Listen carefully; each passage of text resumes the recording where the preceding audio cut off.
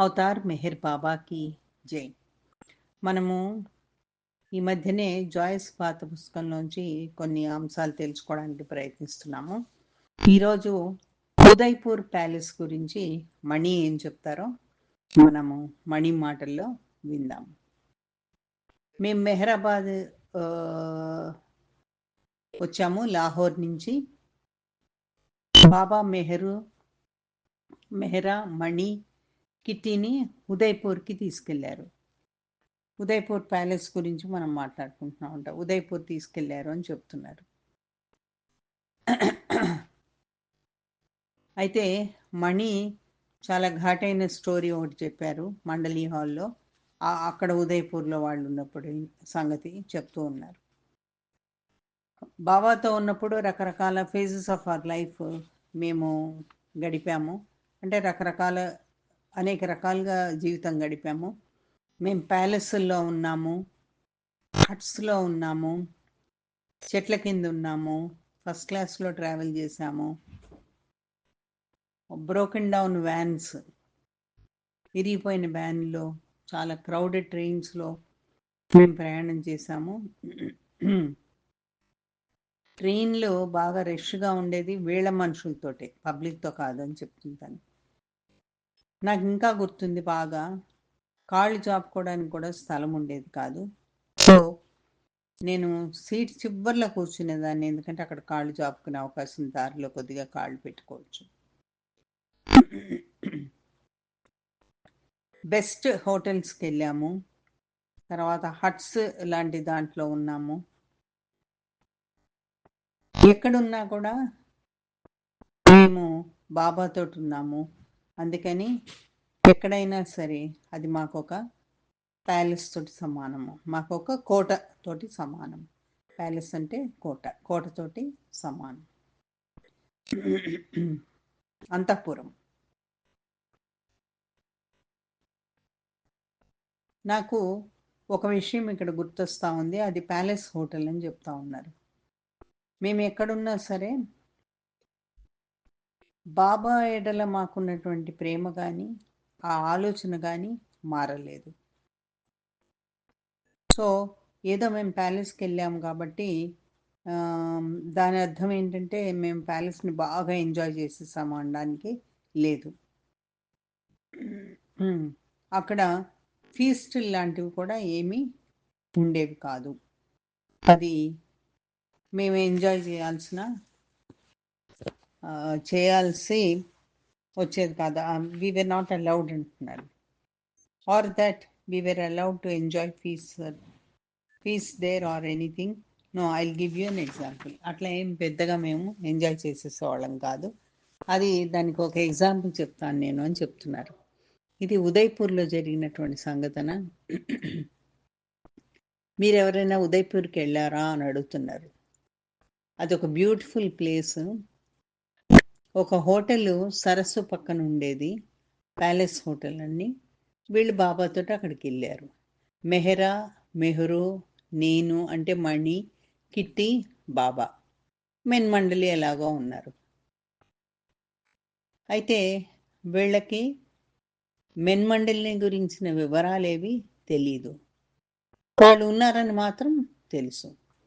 బాబా విమెన్కి ఈ ప్యాలెస్ హోటల్లో బస ఏర్పాటు చేశారు.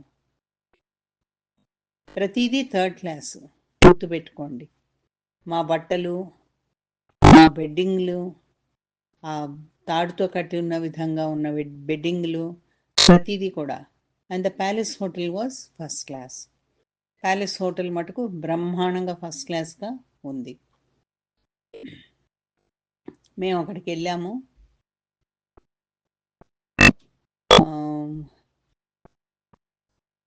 మేము మా క్యారేజ్లోంచి, అంటే మా ట్రైన్ క్యారేజ్లోంచి దిగాము.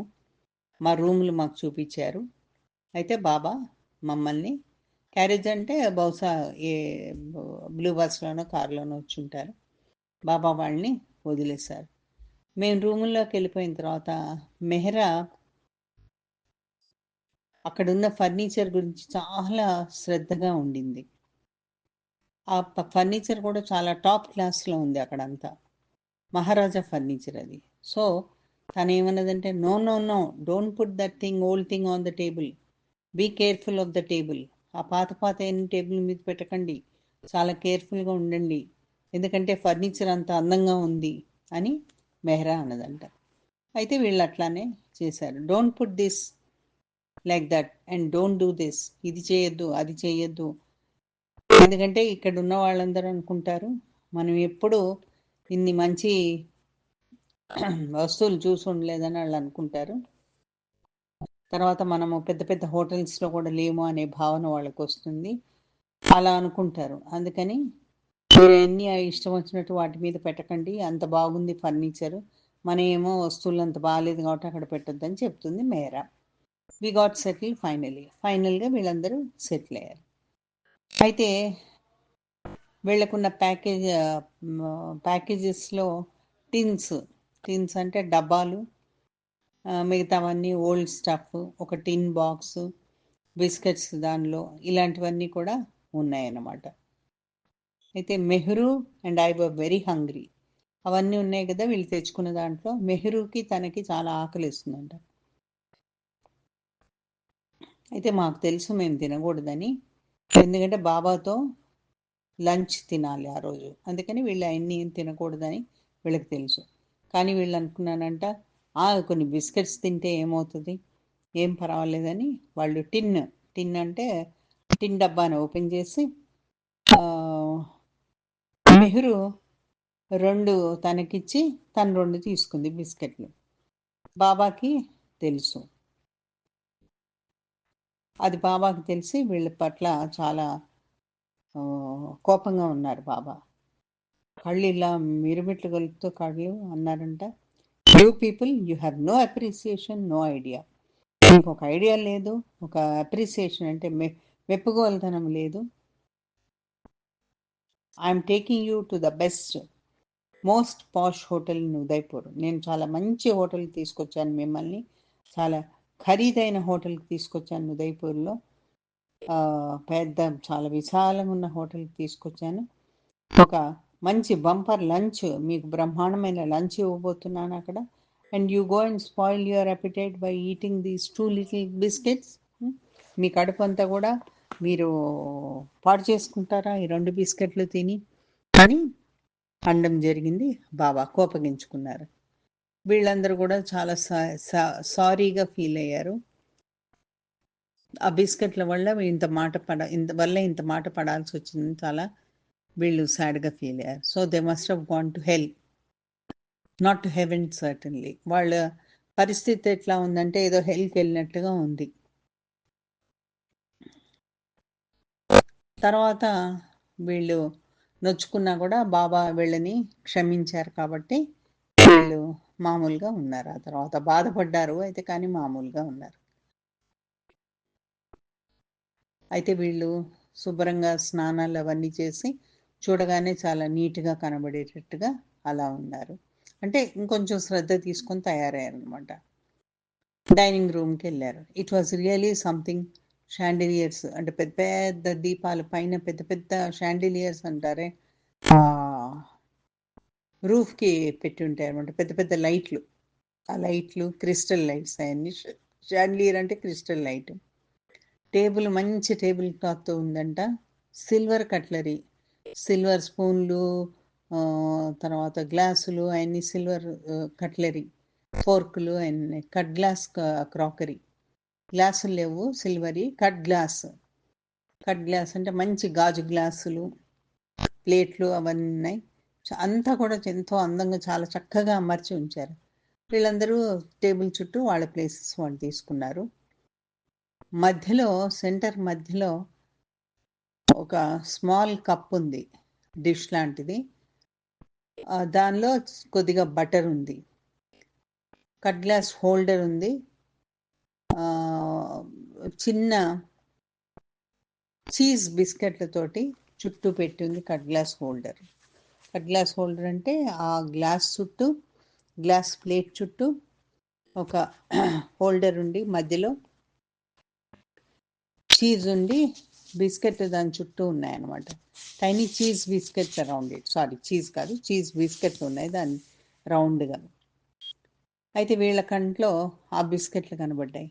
మెహ్రూను మెహ్రా మణి మటుకు ఇద్దరు ఒకళ్ళొకళ్ళు చూసుకొని, no no biscuits, don't look at biscuits, fed up with biscuits no matter how ravenous we wear.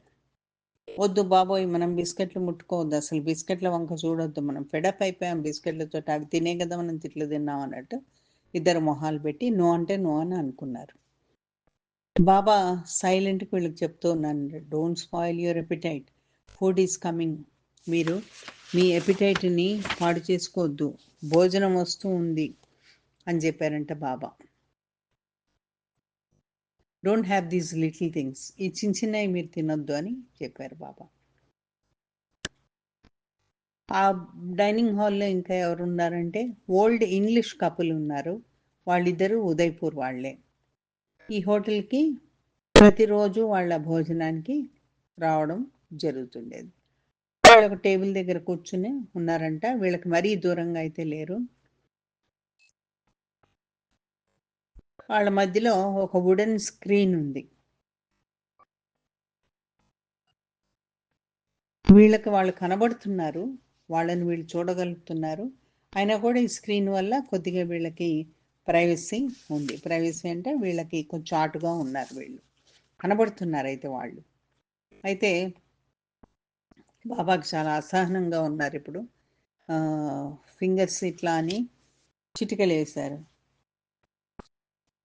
అయితే టేబుల్ దగ్గర ఇద్దరు లావాటి బేరర్స్ ఉన్నారు, అంటే వడ్డించేవాళ్ళు, ఫుడ్ తెచ్చేవాళ్ళు, ఆ ప్యాలెస్ హోటల్ వాళ్ళు అనమాట. One of them brought something very small on a small plate. అందులో ఒకళ్ళు చాలా చిన్నది ఏదో చిన్న ప్లేట్లో తీసుకొచ్చారు, ఆ టేబుల్ మీద పెట్టారు. అయితే ఒక గంటే just hors d'oeuvre you something to wet your appetite. ఏదోలే, ఇంకా అన్నం రావడానికి టైం ఉంది కదా, మిగతా అంత మెయిన్ రావడానికి వెయిట్ చేస్తుంటాం మనం హోటల్కి వెళ్ళినప్పుడు, అంతే కదా. ఉన్నాయి కదా, ఏదో మొదట్లో తెచ్చిపెట్టారు కొద్దిగా కడుపు నింపుకోవడానికి, కనీసం కొంచెం తినడానికి అని వీళ్ళు అనుకున్నారు. ఈ దాంట్లో కూడా బాబా కనుబొమ్మలతో సైగ చేస్తున్నారంట, వద్దు ముట్టుకోవద్దు అని. వీళ్ళకి ఆకలేస్తుంది కానీ ముట్టుకోవద్దు అన్నారు, బట్ నథింగ్ ఎల్స్ కేమ్. ఆ తర్వాత ఏమీ రాలేదు, అదొకటి వచ్చింది మొదట్లో అంతే. ఫైనలీ కిట్టీకి చెప్పారంట బాబా, కిచెన్కి వెళ్ళి కనుక్కో ఏం జరిగిందో. ఎందుకంటే వీళ్ళు మగవాళ్ళతో మాట్లాడడానికి లేదు కదా, సో కిట్టీని మాత్రం కలిగారు. కిట్టీ వెళ్ళింది. కానీ కిట్టీకి మరాఠీ ఒకటి వచ్చు, విచ్ న్యూ వెల్. అయితే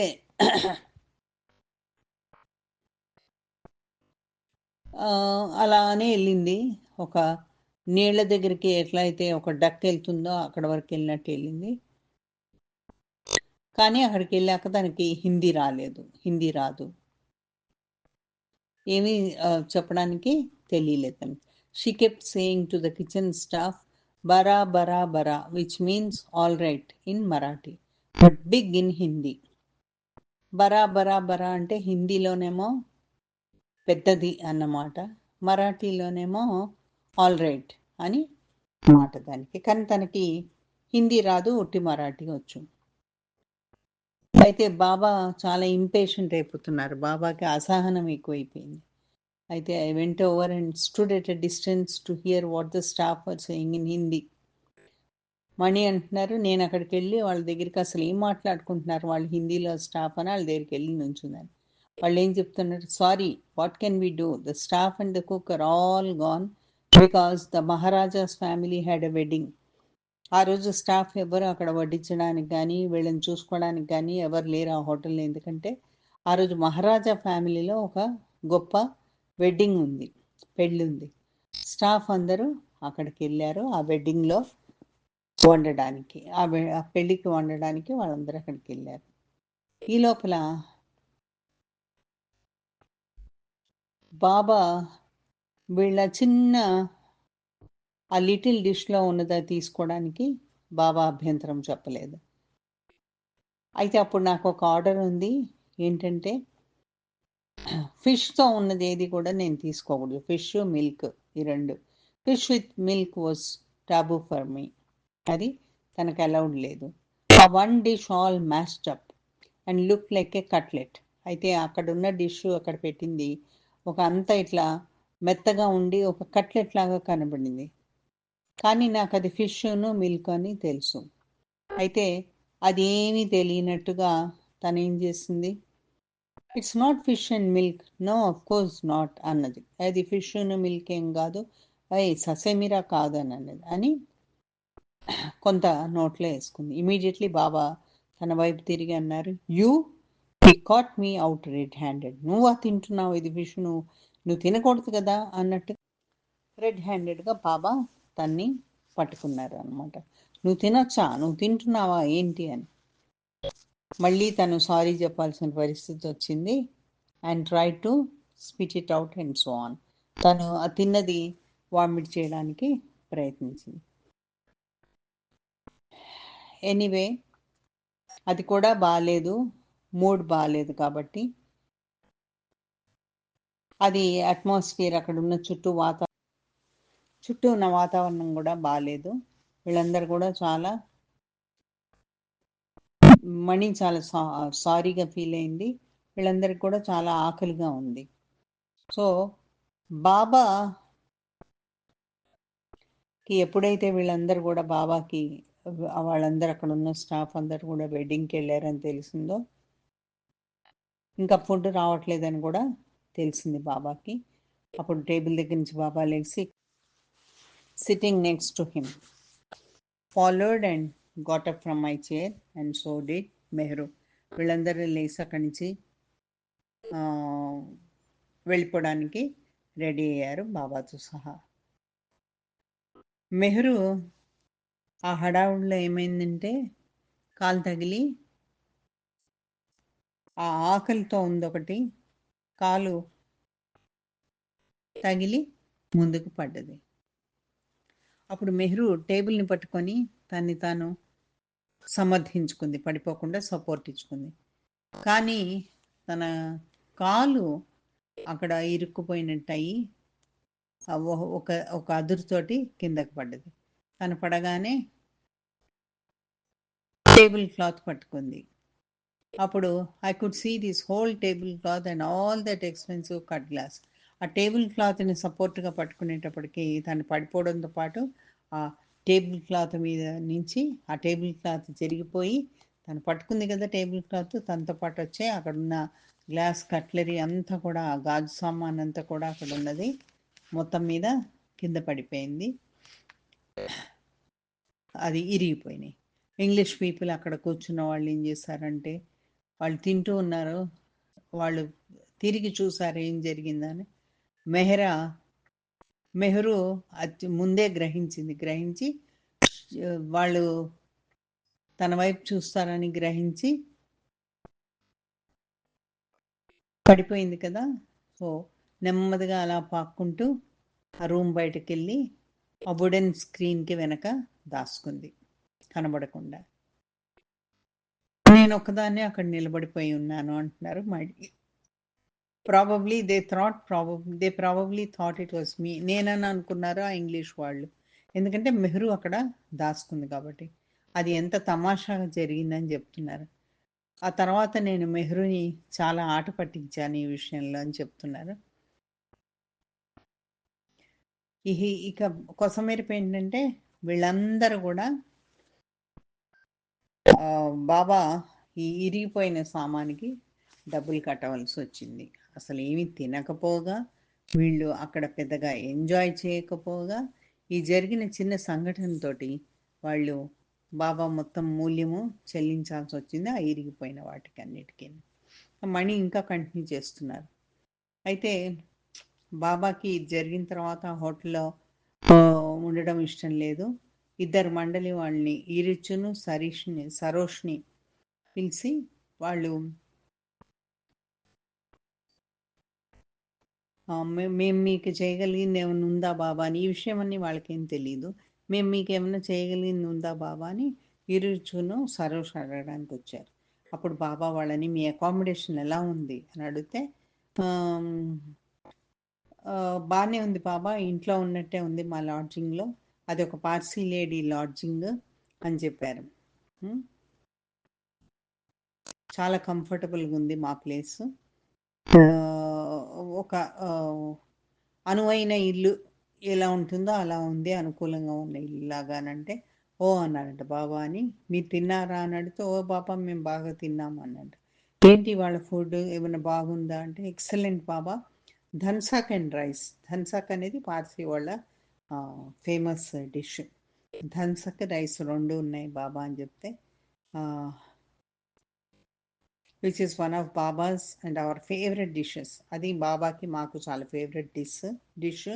rice with special dal, spiced dal, spices అన్నీ వేసినటువంటి దాల్ రైస్ తోటి, ఇది ధన్సక్ దాని పేరు.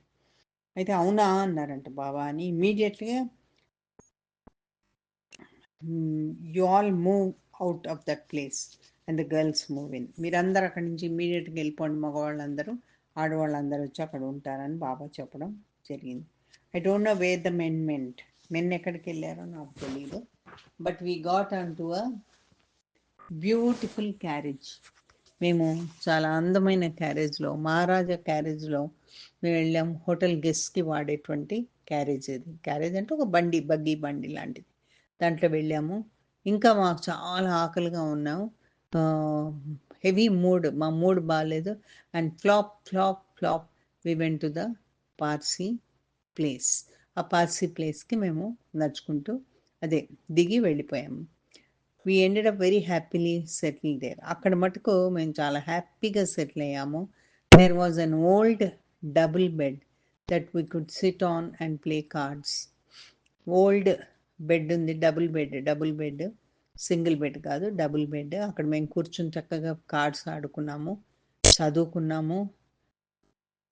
పాత పుస్తకాలు ఉంటే అక్కడ కొంతమంది మేము చదువుకున్నాము. That's where I read Count Tolstoy's what men live by అనేది ఒక వండర్ఫుల్ చిన్న స్టోరీ ఉంటే చదివింది. సో అంతా హ్యాపీగా ఎండ్ అయింది. But as you can see the hut turned out to be much nicer than the palace. ఇక ఈ చిన్న హట్ మాకు ప్యాలెస్ కన్నా చాలా పెద్దగా అనిపించింది మాకు ఆ సందర్భంలో అంతని చెప్తూ, ఎలా బాబా అక్కడ వరకు తీసుకెళ్ళి మనని దానికి వశం కాకుండా, మాయకి లోనవ్వకుండా ఎలా బాబాని మర్చిపోకుండా ఉంటారో, గుర్తు చేస్తారో, బాబాని ఎలా మర్చిపోకుండా ఉండాలి అనేది. ఆ బాబా ఆర్డర్స్ అప్పటికప్పుడు క్యాన్సిల్ చేసి ఇది ఇలా చేయండి, అది అలా చేయండి అంటే వీళ్ళు ఎలా ఫాలో అయ్యేవారో అంత చూడండి. అంత దూరము తీసుకెళ్ళి ఆ టేబుల్ వరకు వెళ్ళి అక్కడ ఏం ముట్టుకొని ఇవ్వలేదు.